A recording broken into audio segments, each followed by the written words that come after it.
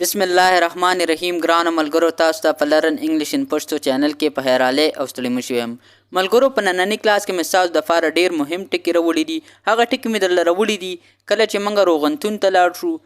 نو هلته چې موږ ته کم سیزونه په نظر راځي هغه ټول به زه تاسو ته په انګلیسي کې هم زده کوم یا چې کله موږ روغنتون ته لاړ شو موږ ته ډاکټر و چې دا سیز راوړه او هغه موږ له انګلیسي کې نه راځي نو دغه مسلې به ټول ان شاء الله تاسو په دې نننی کلاس کې حل کیږي ډیر مهم کلاس دی تر پایه پورې وګورئ او په چینل باندې نو وسه نو چینل هم سبسکرایب کړئ راځئ چې خپل نننی کلاس شروع کوو پهلنی ټکی موږ سره سره سټریچر وی رنځورګاړی ته دا موږ سره هغه چیز دی کله چې یو مریض ګرځیدل نشي نو هغه لپاره چې کم موږ دا چیز استعمالو دي ته په انګلیش کې ویل شي سټریچر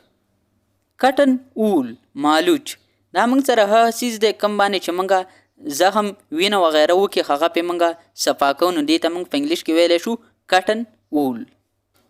ویل چیر د فخو کورسۍ دا ویل چیر چې کومه ده دا موږ سره د فخو کورسۍ د دې په ذریعہ هم منګه کله چې یو مریض هغه نشي ګرځیدي او منګه د یو ځنه بل ځای ته بوزو نو د دې په مدد سره منګه بوزو نو دې ته په انګلیش کې ویل شي ویل چیر براسز او برګلندی براسز دا موږ سره هغه چیز ده کله چې د انسان غاښونه وتی یا راوتی یا په غاښونو کې څه مسلې نو دې لپاره موږ دا بریسز استعمالو سرجیکل ماسک د اپریشن ماسک دا موږ سره هغه چیز دی کله چې یو ډاکټر اپریشن کوي هغې لپاره چې رقم ماسک استعمالوي نو دې ته په انګلیش کې ویل شي سرجیکل ماسک بلډ پریشر منیټر د وینې فشار معلومونکی یعنی دا موږ سره هغه ماشین دی چې کم زمونږ د وینې چې کم پریشر دی یعنی کم پریشر دی هغه پې موږ معلومولی شو ډاکټر آفیس د ډاکټر دفتر یعنی په کوم ځای کې چې ډاکټران کینی نو هغې ته موږ په انګلیش کې ویلی شو ډاکټرز آفیس میډ وایف دایي ته موږ په انګلیش کې ویلی شو میډ وایف فلاسټر پټۍ فلاسټر چې کومه دی کله چې د انسان په بدن باندې کم زخم وغیره یي هغې باندې چې کومه موږ دا پټۍ لګو نو دې ته په انګلیش کې ویلی شي فلاسټر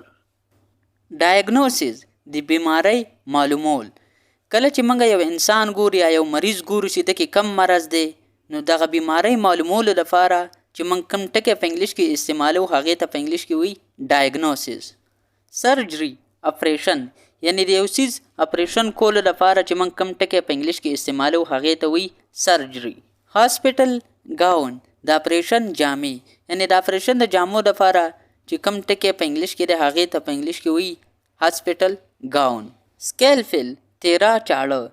دا چې کومه ده دا موږ د اپریشن په وخت کې هم استعمالولی شي یا د انسان په بدن کې چې یو داسې غوښه چې هغه انسان ته نقصان ورکوي نو دې ته موږ په انګلیش کې ویلی شو سکیلفل یعنی تیرا چاړه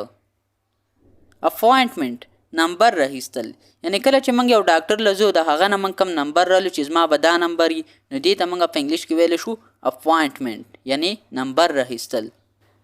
آی چارټ د نظر معلومولو چارټ یعنی کله چې یو انسان یې د هغه نظر کم یو ډاکټر ورته وي چې دا څه شی دي د هغې لپاره چې کوم چاټي نظر معلومولو لپاره هغه ورته یو ټکی وښیي چې دا څه لیکلی شوي دي نو دې ته په انګلیش کې ویلی شي آی چارټ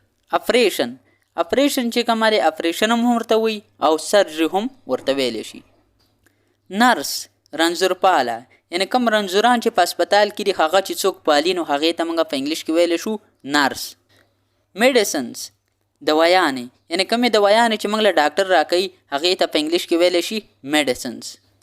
بلډ بیګ د وینې بسته یعنی کله چې په یو مریض کې وینه کم یو موږ د بل انسان نه په وینه رخلو نو کم دغه بیګ کې چې ته موږ وینه رالو نو دې ته په انګلیش کې ویلی شي بلډ بیګ کلینیک ته موږ په پښتو کې هم کلینیک ویلی شو امبولینس د ناروغانو موټر یعنی کله چې یو مریضي او هغه موږ په دغه کم گاڑی کې وړو نو دې ته موږ په انګلیش کې ویلی شو امبولینس انجیکشن ستن یعنی کم ستنې چې موږ ډاکټران مریضانو لپاره وښي نو دې ته په انګلیش کې موږ ویلی شو انجیکشن وارډ ساتل یا څارنه کول کم مریضان چې په هسپتال کې په واډونو کې پراته وي نو دې ته موږ په انګلیش کې وارډ هم ویلی شو او په پښتو کې ورته وایي څارنه کول یا ساتل هم ورته ویلی شو سرجیکل ګلاوز د اپریشن دستانې یعنی کله چې یو ډاکټر اپریشن کې هغه چې کومې دستانې اچي نو هغې ته په انګلیش کې ویلی شي سرجیکل ګلاوز ترمامیټر یعنی دا موږ د انسان په بدن کې چې څومره ګرمایش یا څومره یخوالی د انسان بدن موږ ګورو چې دې کې څومره ګرمایش دی یا څومره یخ دی نو دې لپاره موږ استعمالو ترمامیټر. ویټینګ روم د انتظار ځای. کله چې موږ یو ډاکټر له لاړ شو هلته چې کوم موږ انتظار کوو نو دغه ځای ته په انګلیش کې ویلی شي ویټینګ روم. یعنی کو کمرې بیا ورته موږ ویټینګ روم ویلی شو او کو ځای نو بیا ورته موږ ویټینګ ایریا ویلی شو. فرسټ ایډ کټ د سمدستۍ علاج صندوق. یعنی دا موږ سره هغه صندوق وي کوم کې چې یو انسان زخمی شي او هغه له موږ وینه وغیره صفا کو او بیا اسپتال ته ولیږو. واکر تلونکی یعنی دا واکر موږ د هغه مریضانو دپاره استعمالولی شو چې چا په خپو کې څه مسله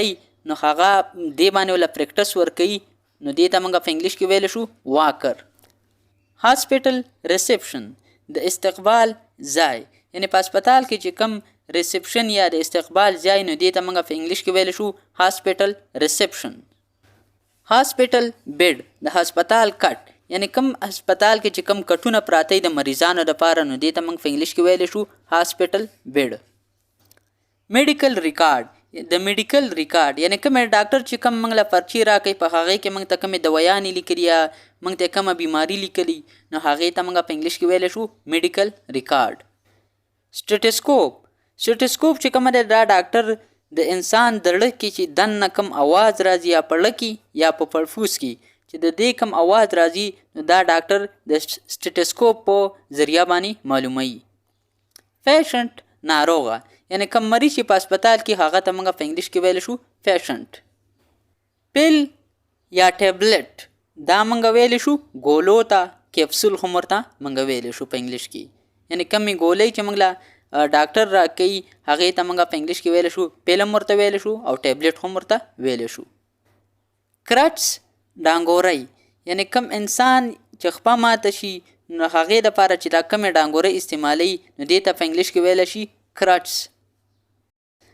اډهیسیو ټیپ نهلونکي پټۍ یعنی دا موږ څخه هغه پټۍ کله چې انسان په بدن کې ډاکټر کلونه لګوي نو هغې دپاره دا اډهیسیو ټیپ یعنی نهلونکي پټۍ چې کومه دی استعمالوي. کټن سواب د مالوچو پاکونکي یعنی کله چې د انسان په بدن کې کم ګند وغیره نو دا موږ د کټن سواب یا د مالوچو پاکونکي باندې په ذریعه باندې مطلب موږ صفا کولی شو.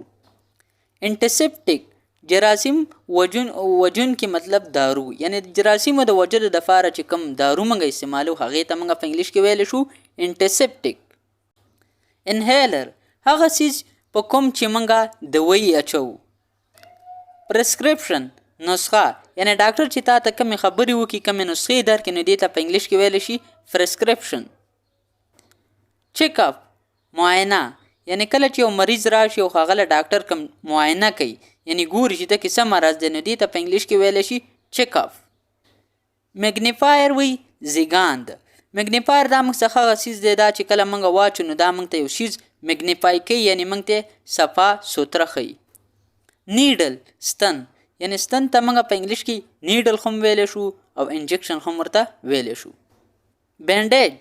پټۍ یعنی کومې پټۍ چې موږ په زخمونو باندې لګو نو هغې ته په انګلیش کې ویلی شي بینډیج. ملګرو دا و زموږ نننی یو مهم کلاس چې پای ته ورسېدو. انشاءالله تاسو سره به په یو بله نوي ویډیو کې ملاقات کیږي. تر هغې وخته پورې ماله اجازت راکئ. د خپل ځان ډېر ډېر خیال ساتئ او ما هم په خپلو دعاګانو کې یاد ساتئ. د الله په امان.